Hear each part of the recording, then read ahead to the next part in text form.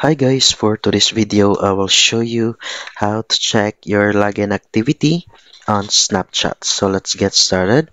First, we need to open the Snapchat application on your mobile phone, and then next look for your profile icon on the upper left side. Then click your profile icon. And next, look for the gear icon on the upper right side, right here to go to settings. So click the gear icon and look for two-factor authentication under settings. So right here, and you need to set up your two-factor authentication. You can use your phone number. You can put it right here. So if you log into a new device, you'll be receiving a code from Snapchat, and you need to enter that code for you to log in your Snapchat account on your new devices.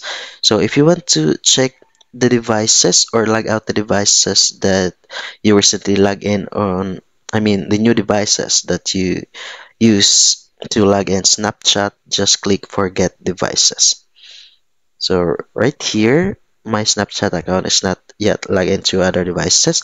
So you can see all the devices that you use when you log in your Snapchat account.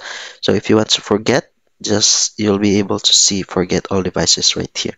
So that's it. That's how you see your activity login on Snapchat. So thank you for watching. Like and subscribe for more videos and updates.